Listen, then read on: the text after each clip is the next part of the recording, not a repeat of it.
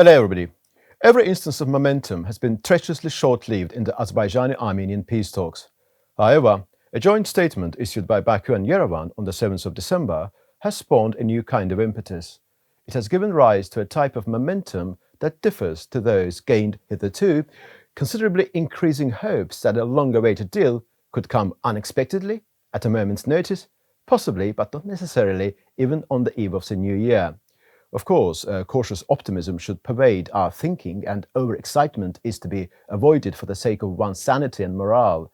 It is always infinitely better to be positively surprised rather than ineptly baffled or disillusioned. Let us recall what the statement says, appreciate that which renders it a unique development, and why it can be seen as a potential precursor to the framework peace deal. In the joint statement, the sides sharing the view that there is a historic chance to achieve long-awaited peace in the region reaffirmed their intention to normalize relations and reach a peace treaty on the basis of respect for the principles of sovereignty and territorial integrity. This part is declarative, and we will see its updated version either in the preamble or Article 1 of the prospective peace agreement.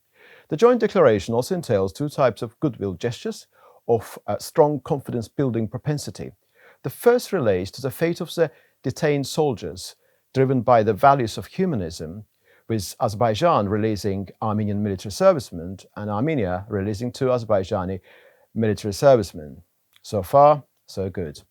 And very interestingly, according to the joint statement, Armenia is to back Azerbaijan's bid to host the 29th session of the Conference of Parties, COP29, to the United Nations Framework Convention on Climate Change, withdrawing its own candidacy. And in turn, Azerbaijan is to support the Armenian candidature for the East European Group COP Bureau membership. It is now confirmed that COP29 will be held in Azerbaijan. The joint statement is the first of its kind, bearing no signature of any external mediator, being achieved on a bilateral footing. Previous exchanges of detainees between Baku and Yerevan were via the active involvement of third parties. As to the timing of the statement, which was immediately subsequent to US Assistant Secretary of State James O'Brien's trip to Azerbaijan, one cannot exclude the possible American factor for the sake of reason and open-mindedness. However, nothing should be deemed as seriously casting aspersions on the bilateral nature of this achievement. Over and above this, the idea of Azerbaijan and Armenia cooperating in an international forum is, or rather was, unheard of, and a confidence-building measure of this type is surely bound to positively influence the atmospherics of Baku-Yerevan dynamics.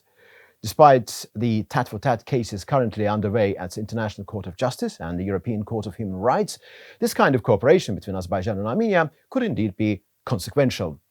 And the language of the statement is one of a nature having the necessary characteristics to be translated into future peace deal. It's upon the basis of these unique traits of the document that one can conjecture on whether it could lead to a peace deal.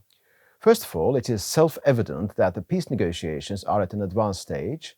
President Aliyev was addressing the participants of an international forum at ADA on the 6th of December, and during his recent interview with Euronews, confirmed that there is no fundamental obstacle to the peace agreement.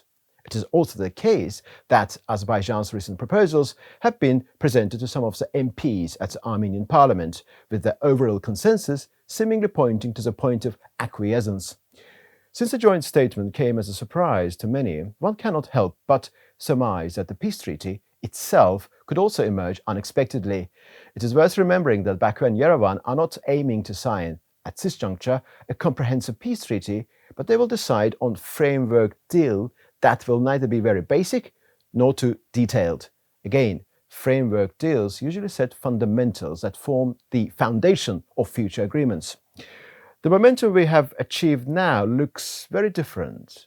Although it may not necessarily lead to a year-end last-ditch peace deal, it is highly unlikely that the statement will prove a damp squib.